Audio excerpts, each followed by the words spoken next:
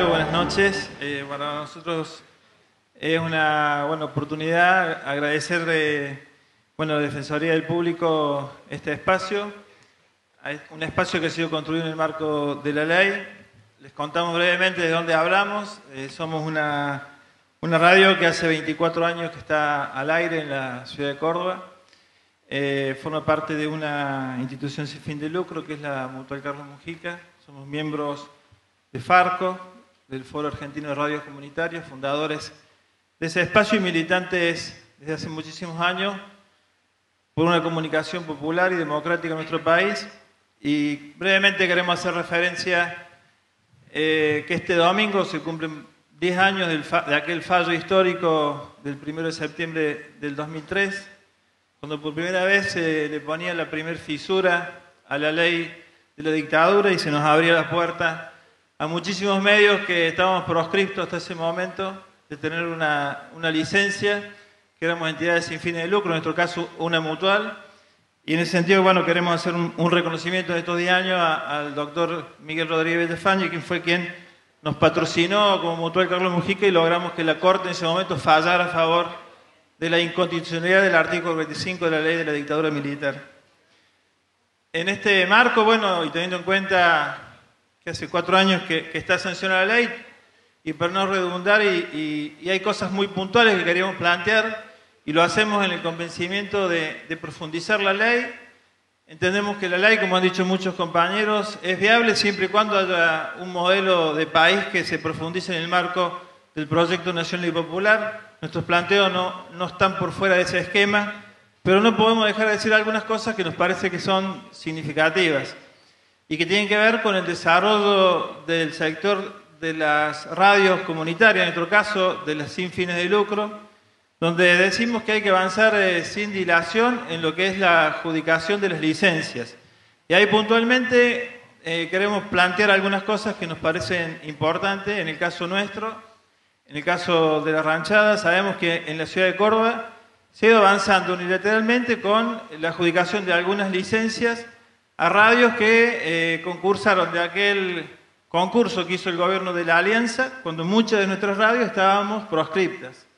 Y esas licencias se han ido consolidando en este tiempo con un plan técnico que lo desconocemos. Hemos tenido la oportunidad de estar en el AFCA, en el área de espectro y normativa, con la doctora Mota, y aparentemente hay un plan técnico en la ciudad de Córdoba que muchos de nosotros desconocemos. En ese marco, en nuestro caso, por ejemplo, se nos pidió por nota formalmente que nos corriéramos, después de 23 años, 24 años, esto fue el año pasado, que nos corriéramos de frecuencia para hacer lugar a la instalación de la radio 103.5 en la ciudad de Córdoba, una licencia concursada, mientras nosotros no podíamos concursar, donde muchos de los que estábamos acá no podíamos concursar en el año 2000, 2001, cuando se hizo el concurso, para consolidar la adjudicación de esta frecuencia. Con lo cual, obviamente uno se sentía por demás frustrado frente a esta situación, donde se avanzaba unilateralmente en consolidar posiciones de aquellos grupos que inclusive en este caso habían transferido la licencia, o en todo caso el derecho a la licencia, mientras estaba el primer recurso de amparo que se había presentado con la ley, con lo cual en los primeros 6 meses, cuando la ley no pudo estar vigente, se había producido la transferencia de esta licencia en primer lugar al Sindicato de Comercio y posteriormente al Grupo Continental. Todo esto lo denunciamos por nota, lo presentamos en el AFCA oportunamente y no hemos tenido ningún tipo de respuesta positiva, salvo que se nos confirmó que se iba a avanzar en la consolidación de la adjudicación de la licencia a la 103.5 de esta frecuencia, canal 279, ¿sí?, que figura a nombre de un particular, pero que está siendo explotada por aparentemente una entidad gremial o por Radio Continental. No sabemos cuál de los dos son los titulares y nos parece importante que esto se pueda investigar en todo caso y podamos recibir información veraz sobre cuál es la situación y concretamente podamos saber si hay un plan técnico. ¿Cuál es ese plan técnico? Porque efectivamente se están adjudicando licencias y se nos está ocultando esa información. Nos parece sumamente grave porque tampoco sabemos si ese plan técnico está reservando el 33% de las frecuencias para las sin fines de lucro y qué tipo de frecuencias nos están reservando.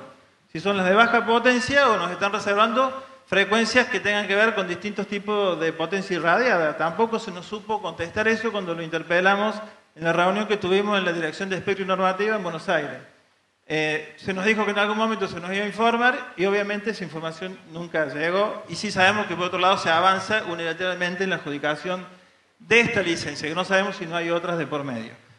Más aún, sabiendo que Córdoba tiene más de 70 radios o 80 radios, que muchas de esas radios nos estamos interfiriendo, y con un plan de 33 frecuencias aparentemente es la ciudad de Córdoba, que es lo que la CNC habría definido.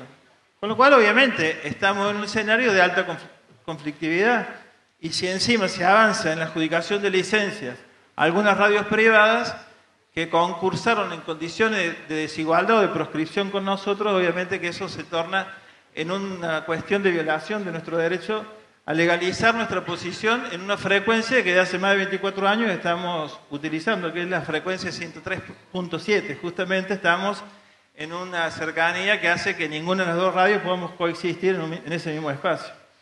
¿Sí? Bueno, esto puntualmente pedimos si se nos podemos recibir información. Es una información que nos interesa a nosotros, pero creo que nos interesa a todas las radios comunitarias de la ciudad de Córdoba. Y bueno, hasta ahora no lo pudimos recibir formalmente desde el AFCA. El otro tema puntual que queremos plantear y que tiene que ver con el AFCA puntualmente, nosotros nos tuvimos que mudar en la historia nuestra a 4 sedes distintas. La última es la definitiva, porque pudimos adquirir una sede hace 1 año y medio, y en ese marco pedimos al AFCA formalmente que nos autorizara el cambio de domicilio. ¿Sí? Hace 1 año y medio. No pasó nada, digamos, no recibimos la respuesta. Sí, lo que recibimos fue que cumplimentáramos con la resolución 113 del CONFER, que es una especie de libre deuda que se pide, por lo cual tuvimos que pagar toditos los impuestos, nos pusimos al día, obtuvimos esa especie de libre deuda, y nos pidieron, como si fuera una gastada, un informe técnico de un ingeniero que dijera que no estábamos interfiriendo a nadie en una zona donde el mismo AFCA define que es una zona de conflicto. ¿Sí? La ciudad de Córdoba justamente no se está normalizando porque es zona de conflicto. ¿Sí?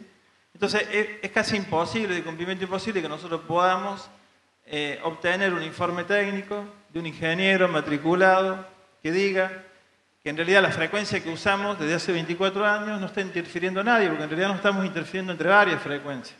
Así que bueno, pedimos también, en ese caso, si puede haber alguna intermediación de la Defensoría a los fines de habilitar. De hecho, nosotros nos mudamos, no esperamos la resolución del AFCA, y estamos en nuestra nueva sede, pero no estamos con la autorización formal del AFCA. Esto lo queremos dejar sentado, y nos parece importante que tengamos alguna respuesta positiva sobre este expediente. Y en esto, queremos hacer un señalamiento que nos preocupa muchísimo, porque forma parte también de las contradicciones que tiene la aplicación de la ley. La ley se está aplicando con una estructura que es la estructura del viejo CONFER.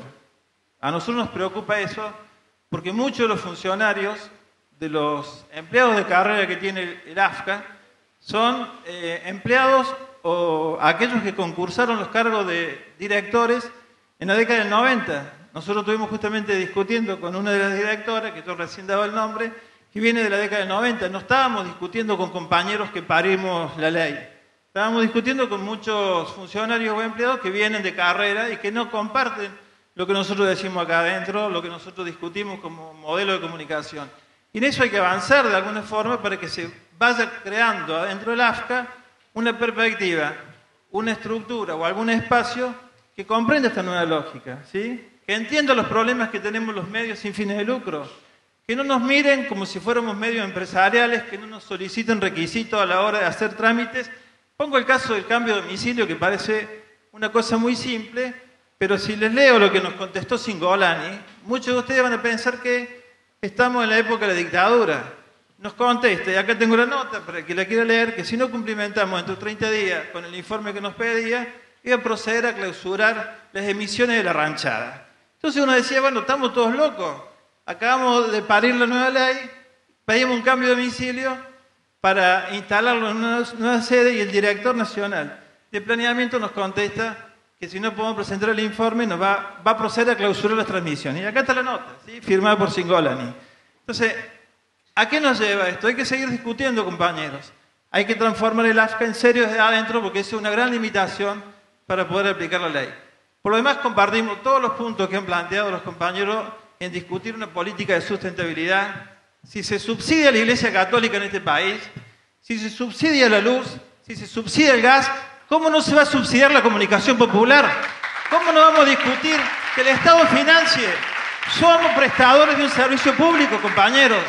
Tenemos que avanzar a ese lugar. No hay que tener vergüenza de reclamar una política pública activa que financie los medios sin fines de lucro. Es un derecho que tenemos porque eso va a garantizar la posibilidad de que los más pobres puedan producir contenidos. Muchas gracias.